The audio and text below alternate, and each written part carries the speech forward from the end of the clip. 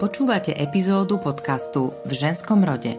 Som jeho autorka Katarína Stričková a každý týždeň vám v ňom prinášam zaujímavé myšlienky a životnú skúsenosť inšpiratívnych žien medzi nami. Ďakujem vám za priazeň a za to, že v našej spoločnosti pomáhate šíriť ľudskosť, slušnosť a nádej. Profesorka Ružena Bajcsy je americká vedkyňa v oblasti robotiky a umelej inteligencie. Narodila sa na Slovensku v roku 1933 do židovskej rodiny.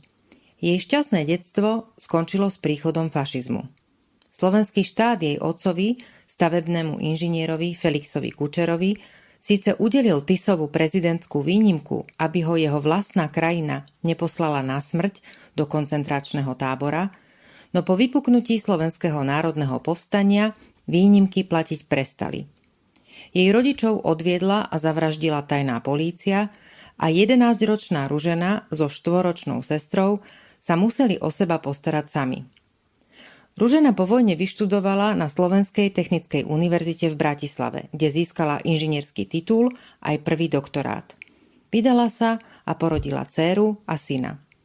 V roku 1967 sa dostala do Spojených štátov na univerzitu v Stanforde.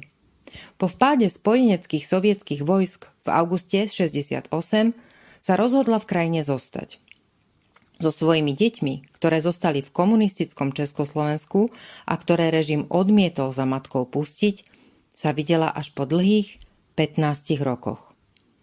V ženskom rode dnes nie len o nádeji a láske, ale aj o slobode ducha, opustení a osamelosti a tiež o vytrvalosti a nezlomnej viere, že zajtra bude lepšie, ako je dnes.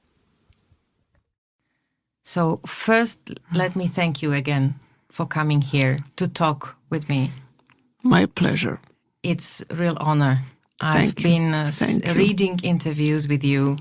I know some people who know you. Yes. And as I said, being a woman and a girl who I wouldn't say hated, but I would say was not herself in the world of science. I admire women who are, strong and fierce in that. Well, my father was a civil engineer and he had a very technical mind and I admired him. I adored him and I wanted to be like him. This is exactly what Ursula Keller, the physicist, told me in this studio 3 years ago. Yes. She said that her father was the idol. Yes. That's fantastic. It is. He was really an inspiration. He was responsible for infrastructure, roads, bridges, and I remember he had this big table that would be making drawings of how he would design the bridges, how they should look. And I just was fascinated by the way how he draws things and how he had in mind that, because it wasn't just the geometry, but it was also the sturdiness of the bridges, that they can take all the load and the speed of whatever. In those days were much less cars than horses, drag the goods, but nevertheless it was the dynamics interacting on those bridges was really the challenge for an engineer to design so that they don't break. I will now ask perhaps the first hard question for me. Yes. It's hard. Your family was Jewish. And your father, That's correct. Although he had this exemption from being deported. That's correct. It did not help. Well, it helped. We as a family were protected until 1944 when the Slovak uprisal came, the partisan movement, and then all the bets were off. But until then, we were protected, and we lived a very, I would say, middle-class life. But what I wanted to say is that because I was recording in this particular studio a podcast a couple of weeks ago, and what the author Veronika wanted to say because she is also documenting stories of Jews from the Slovak state, and she said that we should not forget that in many cases these exemptions did not help or did not mean that all those people were able to survive. As I said, we were protected until 1944 August, and then, as if you remember the history, President Tiso invited the Germans to suppress the partisan movement, and at that point all the presidential exceptions were off. My question was to be, at the moment of the knocking of on the door of your apartment, when they came to take your parents. Yes. You were in the flat with your little sister. Yes. Do you remember that day? Yes, I do. Very much so. The Secret Service that came, I wasn't in the same apartment. We were across the street playing with the neighboring children.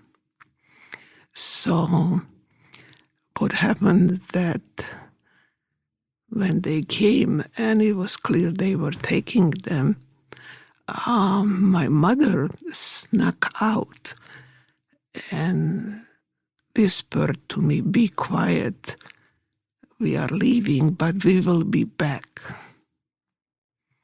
They believed that they will be spared, and I watched them from the window as they walked away, and that was the last time I saw them.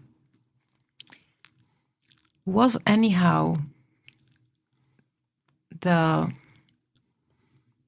focus on mathematics and the drawings and what you saw on your father somehow a link to him, perhaps? Not sure that I can say that the mathematics was the link to him, but as I proceeded in the grammar school where the teacher, I remember she was explaining the squares, and I was the first one who understood that, and she selected me to explain to the rest of the class how I understood it. I felt connection to my father, yes, at that moment. But before that, no. It's very difficult to now, looking at you, and I don't mean the age, but I mean I have wrinkles. The persona and your achievements, yes, your profession. You are a professor now with extreme successes in your career. It's difficult to see you as this very young girl, abandoned. Yes. And alone at 11. This was 11. I was 11, yes. Well, I am lucky.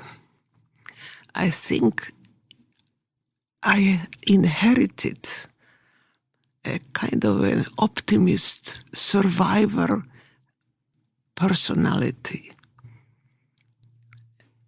I really believe that tomorrow will be better than it was yesterday.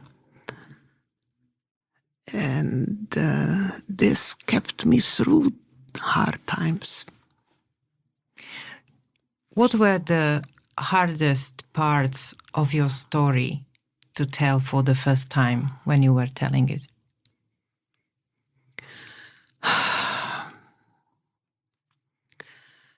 Well, this whole Jewish question we were not discussing it in my family because we were converted to Catholicism. And I went to Catholic church every Sunday. Not my parents, but I did. And then the realization that something that happened way before was the cause.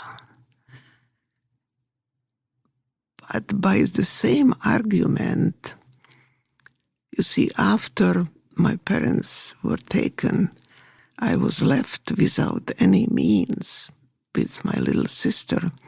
So I went to the Ortskommando begging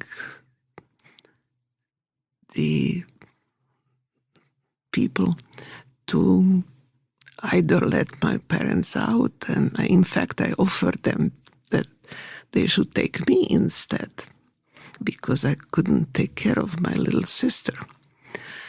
And they said, no, we cannot do that. But as I was leaving the Ortskommando, one of the soldiers who spoke Czech, he came from Sudeten, German lands, he said, if you want to live tomorrow, you will not be here by tomorrow.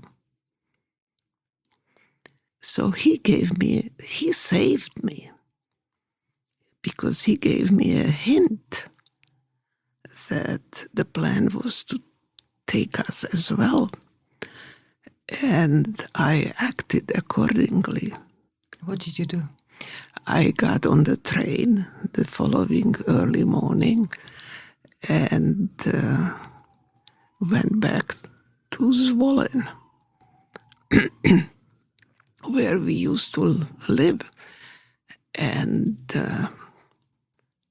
I knew some people there, and I knocked on their doors and I explained what happened and asked them for help. And they did help me. They connected me with the Red Cross in Zvolen. And they proclaimed me and my little sister as orphans of the war and protected us. So the moral of this story is that, yes, there were some bad people who pointed that we are Jewish, which wasn't exactly the case because we were converted. But there were all these good Slovaks who on the way saved us one by one. And that's why I'm here. And you had your little 4-year-old sister with you at all times? That's correct. Wasn't it difficult for an 11-year-old girl to have the burden of responsibility for her? Well, you grow up very quickly under those circumstances. You know that it's your survival instinct. And you know that you have to survive, and I wanted to survive the two of us. So, it comes naturally. We have born-in natural instinct of survival. But in my case, I give credit to, I don't know how I inherited this eternal optimism. Tomorrow will be better than yesterday. Your sister then went to live with her your relative? Yeah, her aunt. Her aunt. Yeah. To Budapest. Yes. And you were 14 and you decided not to join them. What made you? Well, actually, I was maybe 12, 13, well, maybe 14, around that time, yeah. I have another streak in my personality. And? I am fearlessly independent, which helped me, but also caused some problems. I didn't want to live with my aunt. I didn't like her. Okay. And I felt I had a pension from my father here. So I felt independent. And that was the reason.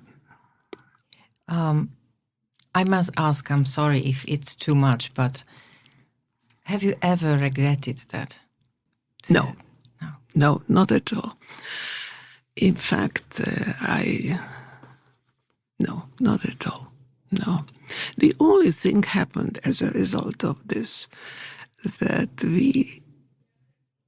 while we were very close during those hard times, we became very estranged because she lived in Budapest and, there was a time when Stalin didn't allow even between Czechoslovakia and Hungary, so I couldn't see her for 10 years or so. And it's a very long time. Long time, yes. Mainly in those, Right. So ages. we became very estranged, and we still are. I mean, we communicate, but not very close. There is a lot of loneliness in your story and the beginning of the life. And also when I read about the time when you left for America to study at Stanford. Right. And you had to survive 15 years without your own children. That's correct. Because the communist regime... Because of the stupidity of the regime, they didn't allow the families be together. Yeah. Well, look, we are victims and in some way a result of this history. And I always remind this to my children that you are a victim of the geography where you were born, and then the history that goes with that geography. Slovakia was always squeezed between these two powers, Russia and Germany. And so that's the East and West metaphor? Yep, exactly. And tell me, what do you think, if we are speaking about this particular subject now, there are people in our country now who say that there is a constant fight in our minds of people who live here, Slovaks, or people living in Slovakia rather, who are torn apart and move between mentally belonging to the West or mentally belonging to the East. What is your opinion about that? Where do you think Slovakia stands? Well, clearly I have made a choice, right? But what I think about it is, I think is deeper than East and West, is the differences between cultures, religion, how we perceive ourselves as family. So it's much, much deeper than being just with East Russia and the Western world. And it's also determined, in my opinion, by the fact that Slovakia and Czech Republic or Czechoslovakia are countries that are inner. There is no access to sea. Landlocked. If you look at the countries that have access to sea, they are much more freely thinking. Open-minded? And partly because if you don't like it there, you get on the boat and you go somewhere else. We don't have that option. We have to learn to live with each other in a constrained space and make the best out of it. So that determines your mindset. You should remember that. What does family mean to you, a survivor of so many periods of being lonely? Yes. That's a very loaded question because I am maybe not a very typical person. I'm very independent. When I was 5 years old, I had a teacher who taught German. In our family, it was always Slovak, German, and Hungarian. You had to speak all those three languages. And she would say to my mother, Ruženka is a very nice girl, but she's not obedient. 5 years old. And I think I have a hard time to fit into a predetermined structure. Because I am so independent. But I cherish my family.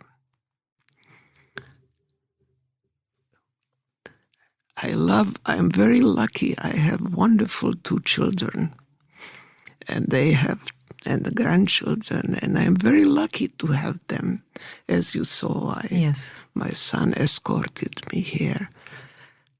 And I adore them. But I keep a certain distance. Yesterday, I was in a high school.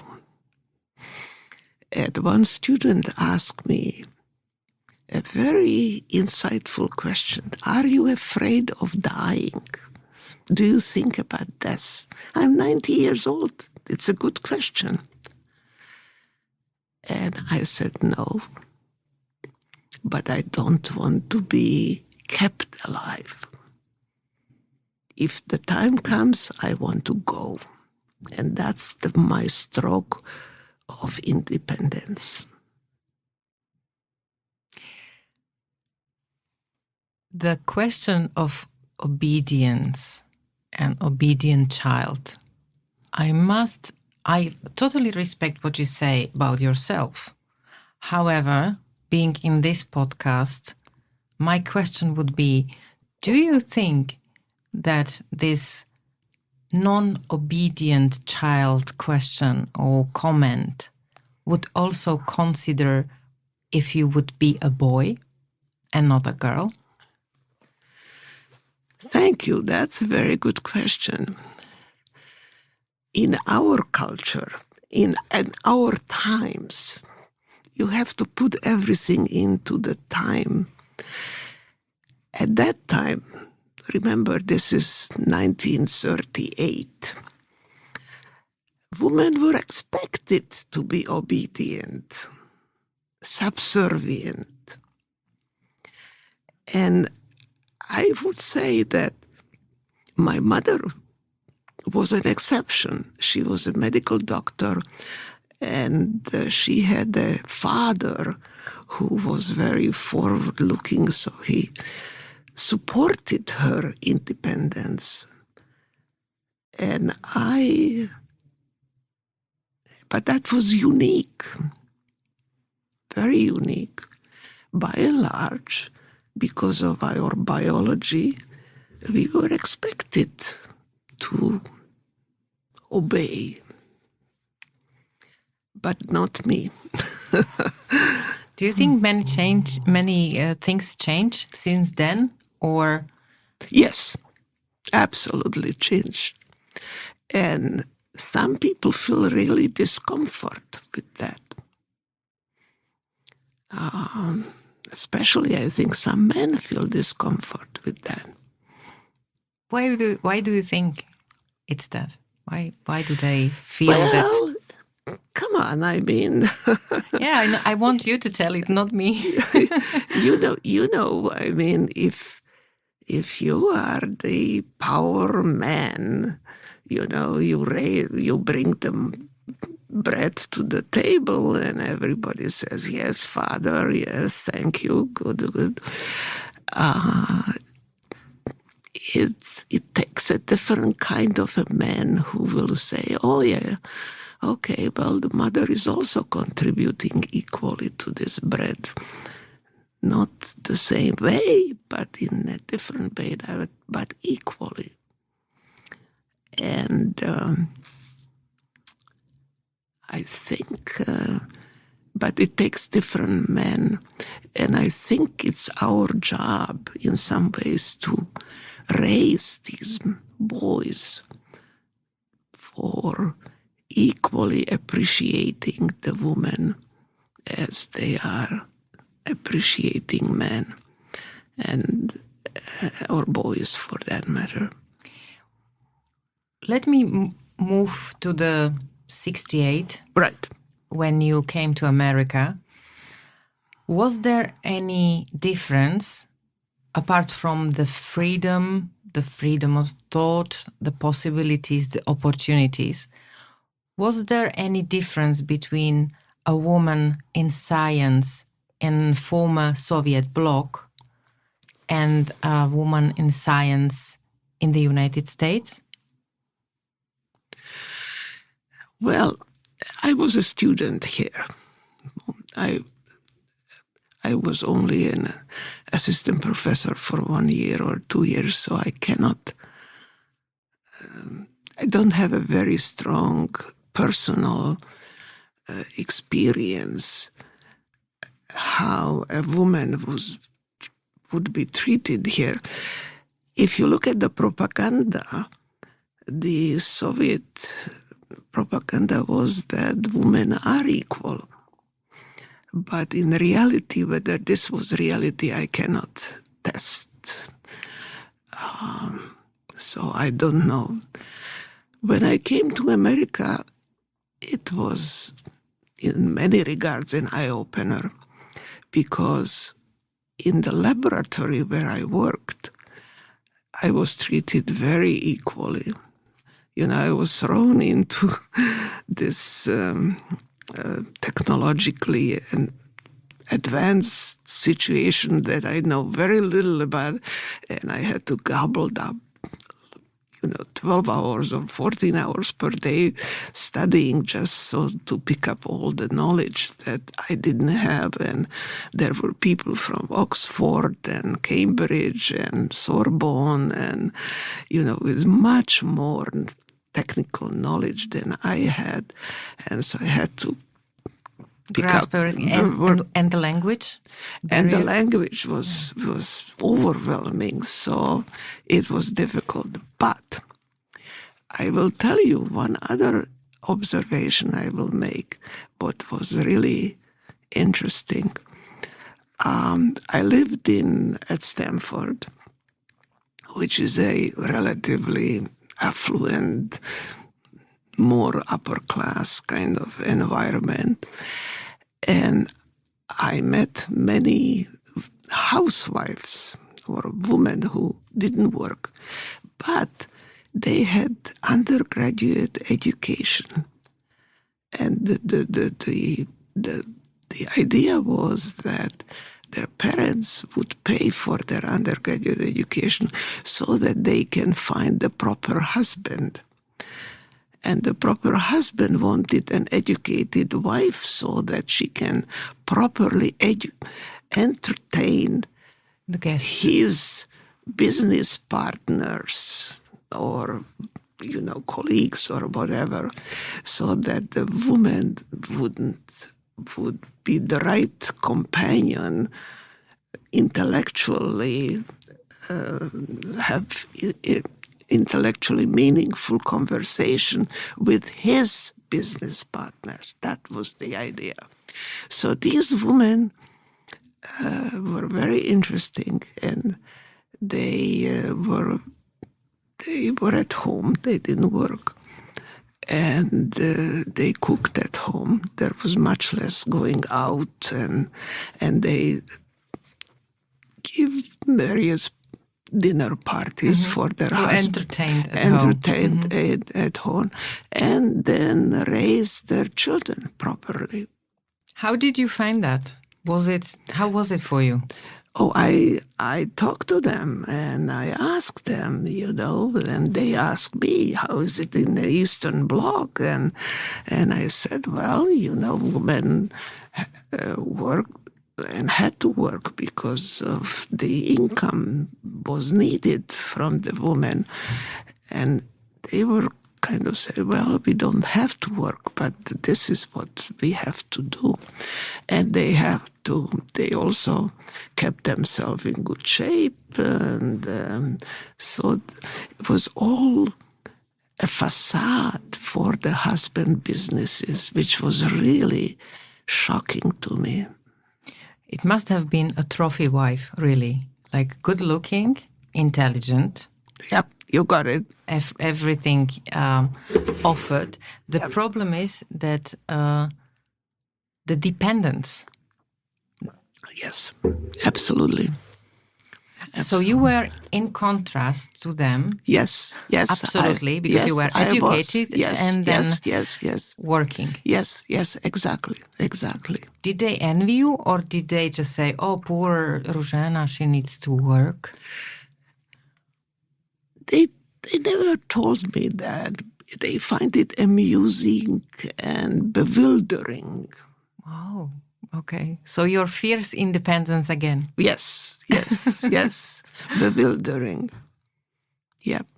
But remember, I came there in 1967, and then 68, 69 was the hippie revolution. And many of these educated women start to protest and left their comfortable pretension wifely life.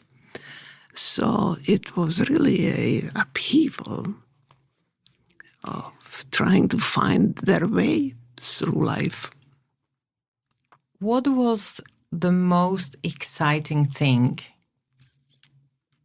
during the first year when you started to live in the United States, when you decided not to go back?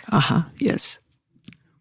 In contrast to the loneliness of a mother, right, with two children in the Eastern Bloc. The first year I was just so overwhelmed being busy just to learn English, the American way of life, and all the subjects that I was taking, mathematics and also programming was new thing for me. So I was working 12 hours a day, 7 days a week.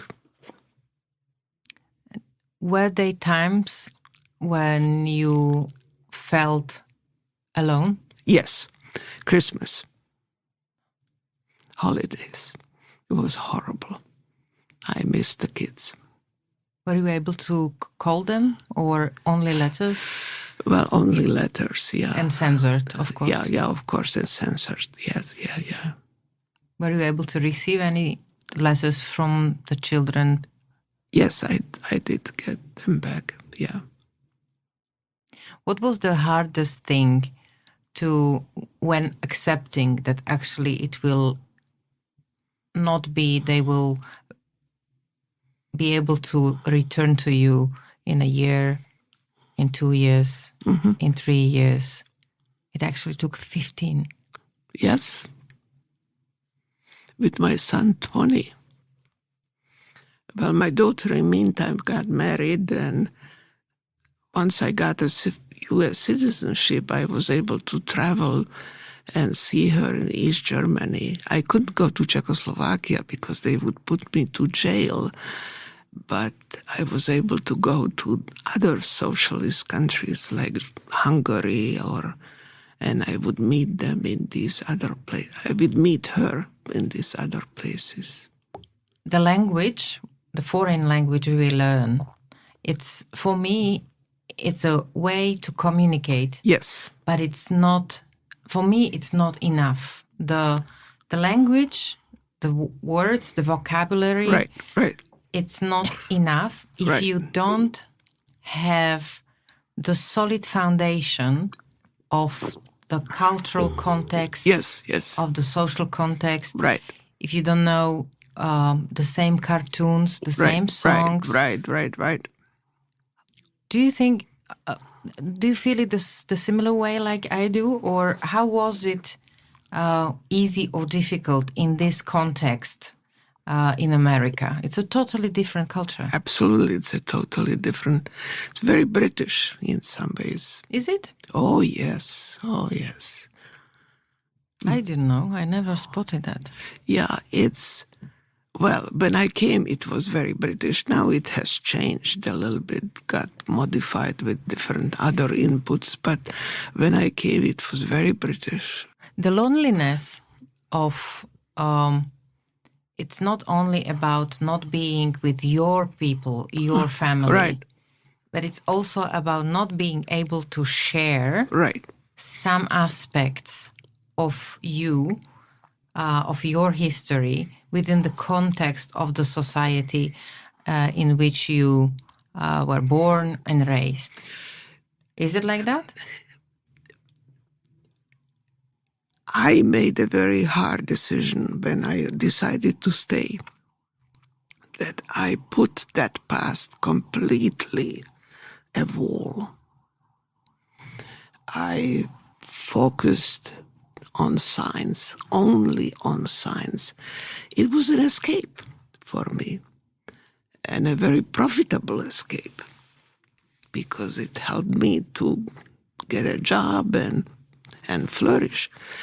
But I immersed myself completely in the academic world of US.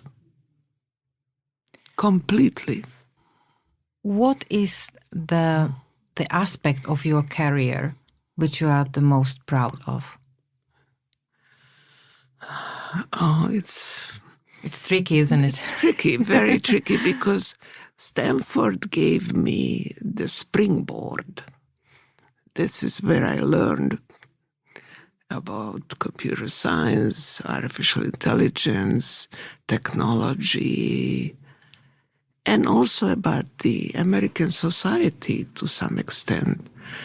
I befriended some Americans, and I would spend some holidays, Christmas or so, short, and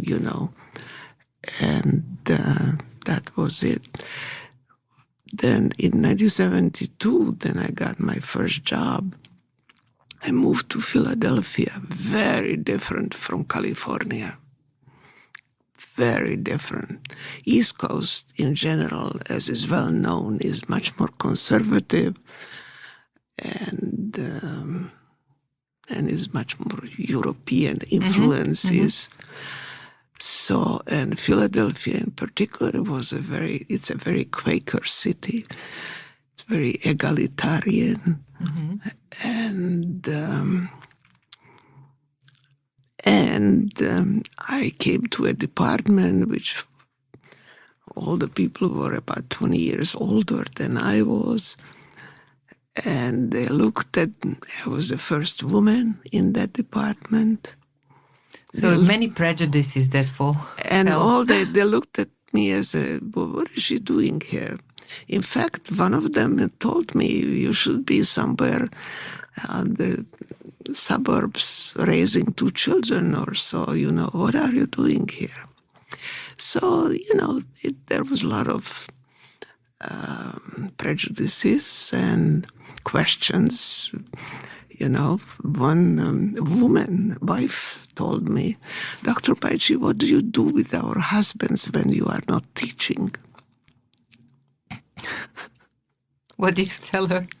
Okay, so I had my dose of prejudices, but again, I kind of brushed it off. And I think that your character and your nature helps a lot, right? Yes, absolutely. Absolutely. And again, you see, I had to establish myself. So I learned about how you write grants, how you get money, how you do teaching, it was all different. How do you, when I will again repeat what you already said, you are 90. Yes, I am. You are, your life just leading through the 21st century and so many technological changes in these past years. Tell me, every day is something new. It's hard to keep up. For you? Yep. Well, don't tell me. It's hard to keep up. I know. I mean, some of the shaking vibration in the society is a result, in my opinion, that technological changes are coming too fast. People are not used to and able to adjust, adapt. You need, in my language, you need a low-pass filter. The problem is, some people say that the technological change which happens now is very similar to the changes like during the Industrial Revolution and so on, when there were really like big breaks within the civilization. When was? Like Industrial Revolution and so on. Yeah. The thing is, if you say that it's coming too fast, what are your personal predictions or observations? How does the society will cope in next 5-10 years? Gosh, I am not really a what do they call them, card leader, You don't have the crystal ball. Fortune teller. Yeah. I certainly am not, but the profound difference between the Industrial Revolution and the revolution what we have is that the Industrial Revolution took care of some of it was really based on mechanical engineering and mechanics, and it facilitated transportations and that kind of services. That today revolution is really touching your perception and your knowledge and your cognitive capabilities or lack of them. And in order to take positive advantage, there is a lot of negative. I love technology, but I'm not blind. I see the dangers. The positive part is still there is a big load on your mental abilities to handle all the multitude. And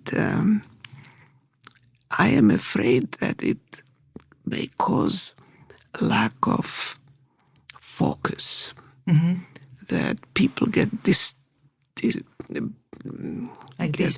in too many directions, and it may cause some nervousness.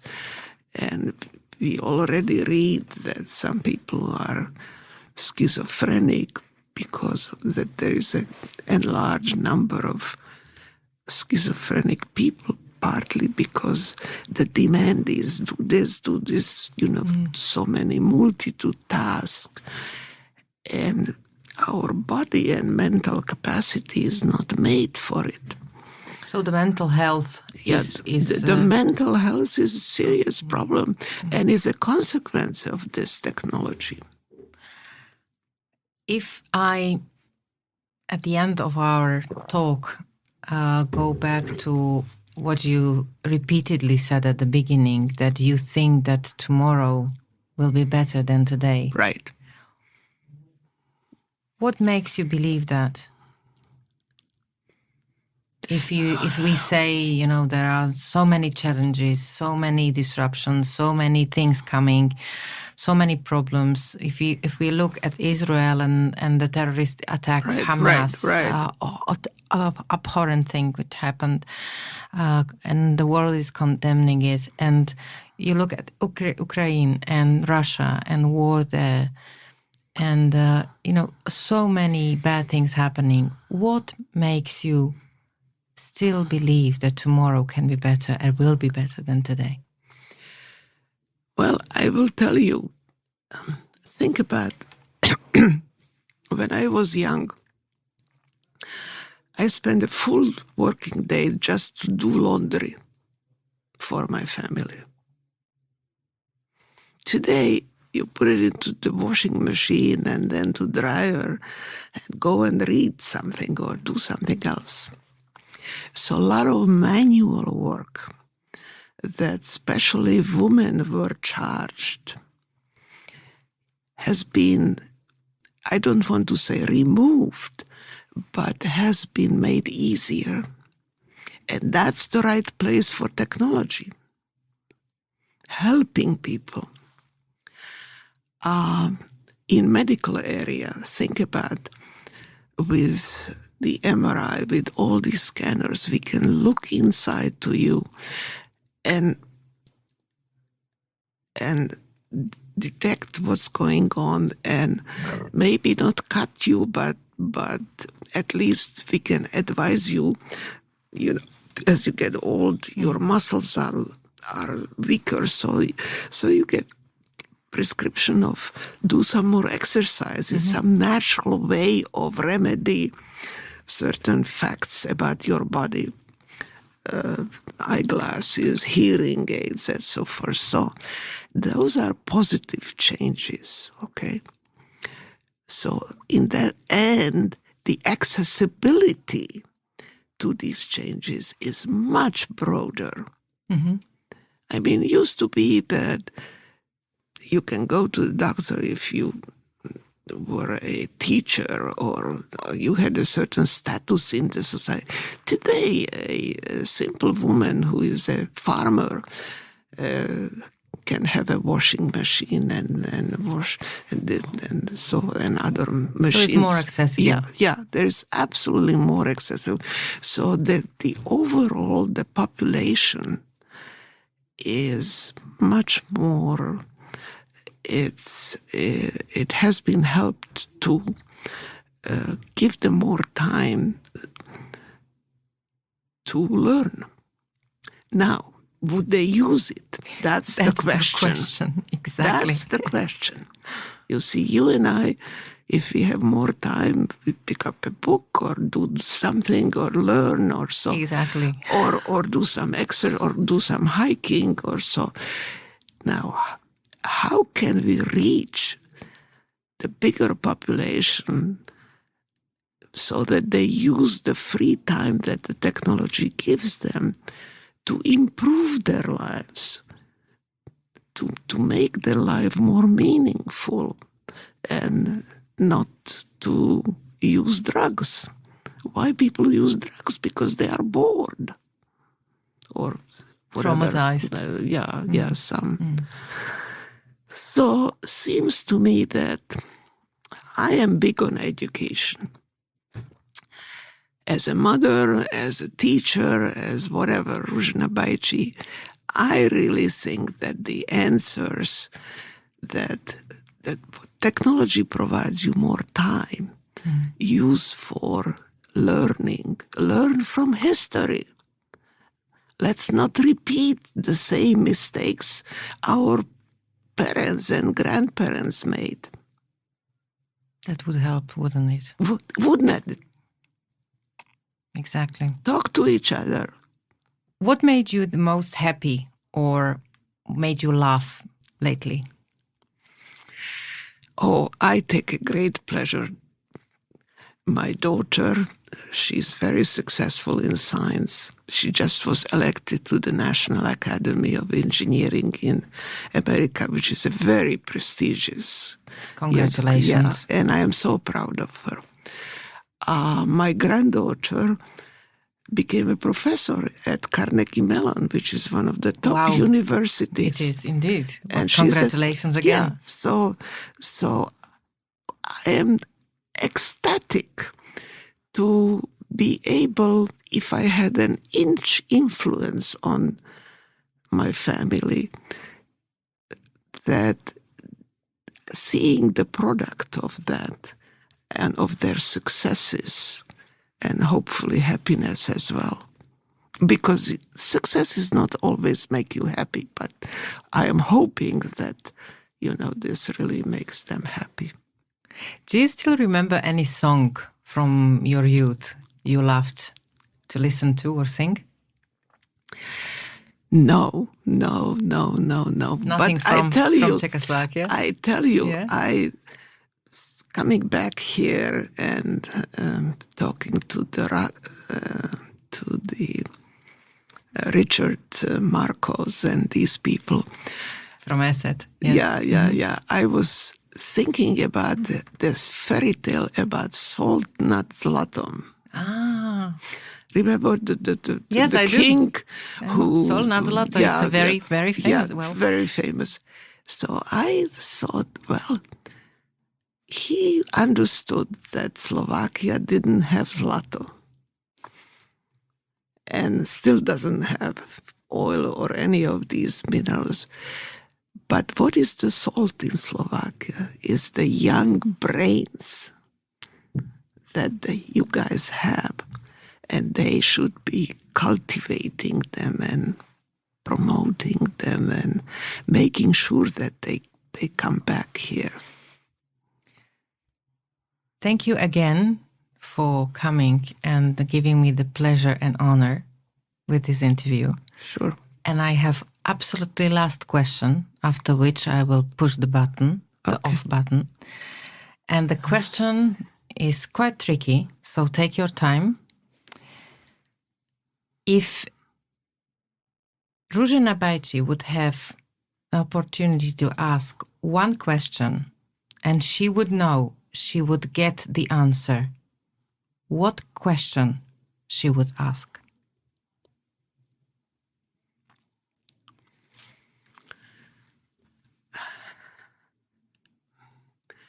How would the Slovaks restore the educational excellence that used to be here before the war? Počúvali ste epizódu podcastu V ženskom rode. Nový diel vychádza každý týždeň v piatok v rámci podcastu Denník N podcasty. Jeho najstaršie diely nájdete v originálnom podcaste V ženskom rode, vo všetkých podcastových aplikáciách a v hudobnej knižnici Spotify. Rozhovory si môžete každý týždeň aj prečítať na webe Denníka N. Do počutia a dočítania o týždeň.